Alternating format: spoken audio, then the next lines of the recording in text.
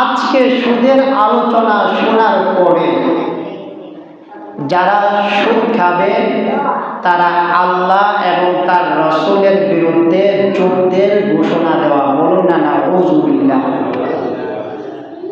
সুদের আলোচনা শোনার পর এই এলাকার মানুষ যদি তারপর সুদ খায়, আল্লাহ এবং তার নবীর বিরুদ্ধে যুদ্ধের ঘোষণা দেওয়া।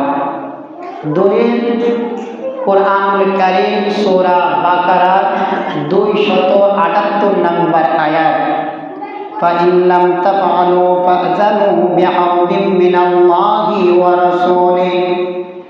সুদের আলোচনা শোনার পর যদি তোমরা কেউ সুদ খাও, তাহলে আল্লাহ এবং তার নবীর বিরুদ্ধে যুদ্ধের ঘোষণা দিয়ে দাও।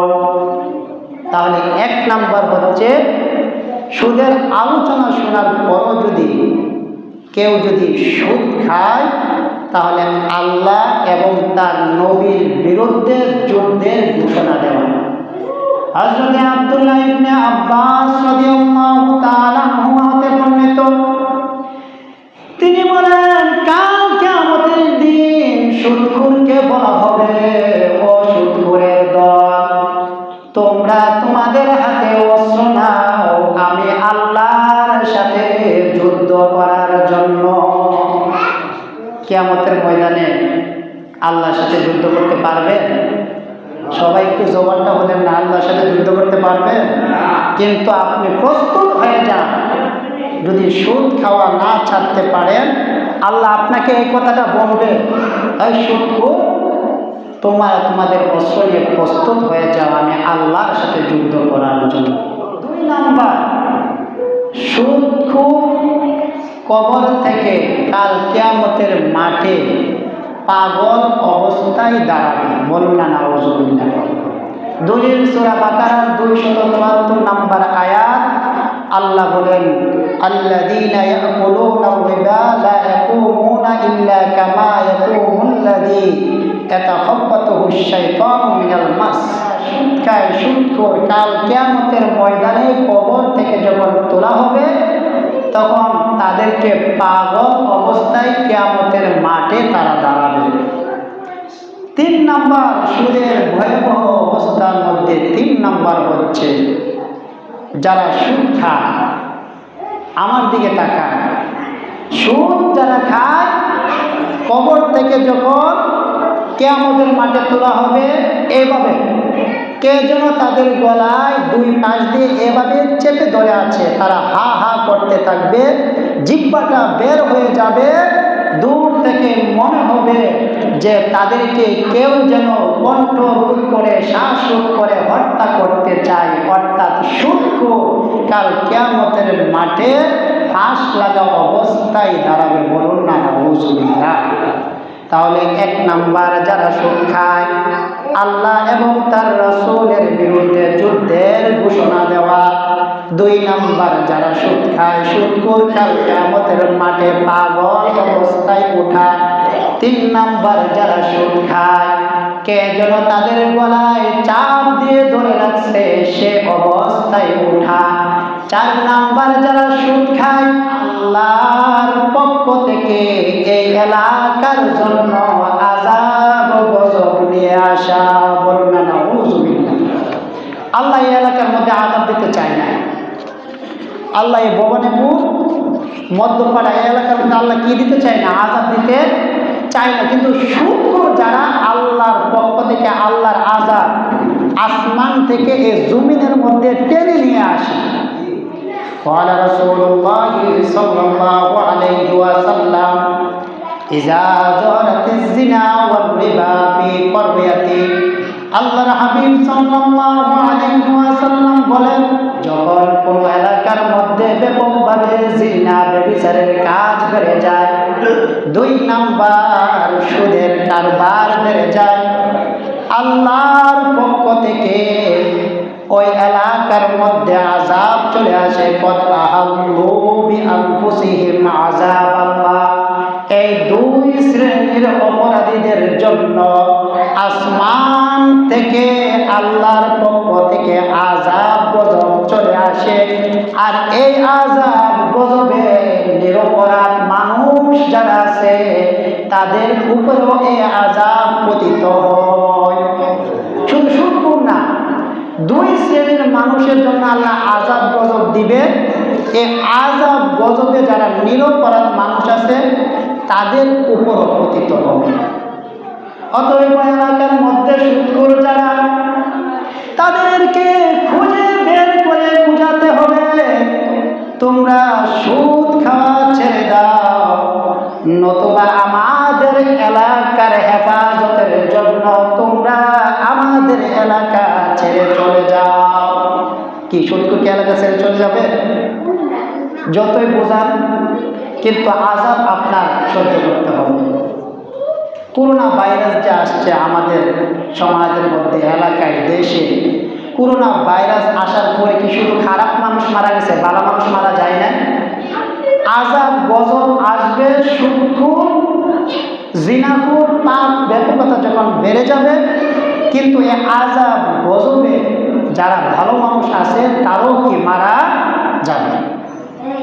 قال رسول الله صلى الله عليه وسلم إذا ظهرت المعاصي في قوم, আল্লাহর হাবিব আল্লাহর নবী সাল্লাল্লাহু আলাইহি ওয়াসাল্লাম বলেন, কোন এলাকার মধ্যে যখন ব্যাপকভাবে পাপ কাজ বেড়ে যায়, এবার আপনারা বলুন সুদ খাওয়া এটা কি কম গুনাহ নাকি ব্যাপক গুনাহ?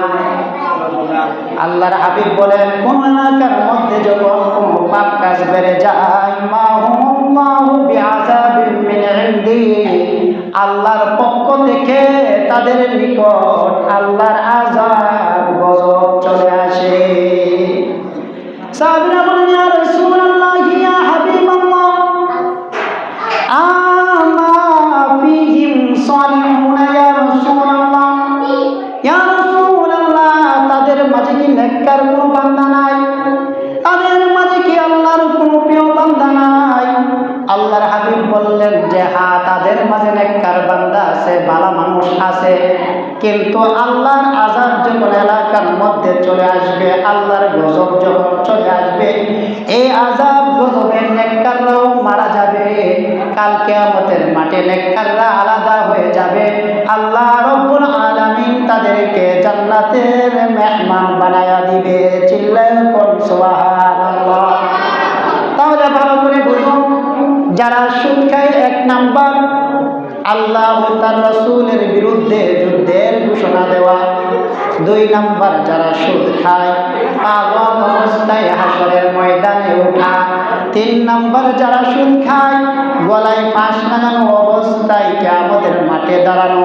চার নাম্বার যারা সুদ খায়, আল্লাহর আযাব গজবকে এলাকার জন্য বৈধ করা। পাঁচ নাম্বার যারা সুদ খায়, قال رسول الله صلى الله عليه وسلم آتيت ليلة أسري بي على قوم بطونهم, আল্লাহর হাবিব বলেন, মেরাজের রজনীতে আমাকে সম্প্রদায়ের কাছে নিয়ে যাওয়া হলো, যাদের পেটগুলো এক একটা বাড়ির সমান, এক একটা পেট এক একটা ঘর, এক একটা বাড়ির সমান এক একটা পেট। রাসূলুল্লাহ সাল্লাল্লাহু আলাইহি ওয়াসাল্লাম বলেন, ফিহাল হায়াতু তুরা মিন খারিজি বুতুনিহিম, তাদের পেট ভর্তি সাপ যা দূর থেকে দেখা যায়। আমি জিব্রাইলকে জিজ্ঞাসা করলাম, মান হাউলা ইয়া জিব্রাইল, এরা কারা? এদের পেট এত বড় কেন? পেট ভর্তি সাপ দেখা যায়। জিব্রাইল বললেন, হাউলা ইয়া ফালাতুর রিবা, তারা দুনিয়া থেকে সুদ খাইতো। আপনি সুদ খাইলেন, আপনার পেটের মধ্যে সাপ ঢুকাইলেন, এই সুদের ইনকাম দিয়ে আপনার পরিজনকে, আপনার কন্যা, আপনার স্ত্রী, আপনার সন্তানদেরকে খাওয়াইলেন।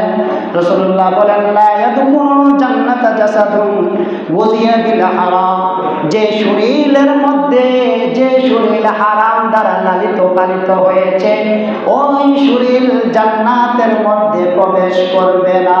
নাউযুবিল্লাহ।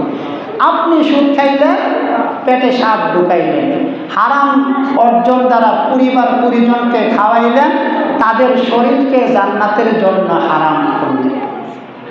6 নম্বর সুদের ভয়াবহতা হচ্ছে রাসূলুল্লাহ সাল্লাল্লাহু আলাইহি ওয়াসাল্লাম বলেন আর-রিবা 70 হুবা, সুদের 70টি স্তর রয়েছে। আইসারুহা, এই 70টি স্তরের মধ্যে সবচাইতে নিম্ন যে গুনাহটা সেটা হচ্ছে আইয়ানকিহা রাজুলু উম্মাহু, আপন মায়ের সাথে জিনা করা। নাউজুবিল্লাহ বলতেন না? ভালো করে বুঝেন, আজকে আমরা সুদ পাইতেছি। আপন মায়ের সাথে জিনা করা, ব্যভিচার করা সুদের সর্বনিম্ন যে গুনাহটা। 7 নম্বর 8 নম্বর সুদের ভয়াবহ অবস্থা। আল্লাহর হাবিব রাহমাতাল লিল আলামিন বলেন, আমি ঘুমিয়ে আছি, স্বপ্ন যুগে 2 জন ব্যক্তি এসে আমাকে জাগ্রত করলো। জাগ্রত করে আমাকে নিয়ে যাইতে লাগলো। যেতে যেতে আমি একটা পবিত্র ভূমির দিকে গেলাম। যাওয়ার পর সেখানে একটা রক্তের নদী দেখলাম। সেই রক্তের নদীর মধ্যে একটা যুবক, একটা মানুষ সাঁতার কাটতেছে, আর নদীর কিনারায় একজন লোক পাথর নিয়ে দাঁড়ায় আছে। ওই লোকটার চতুর্দিকে পাথর আর পাথর।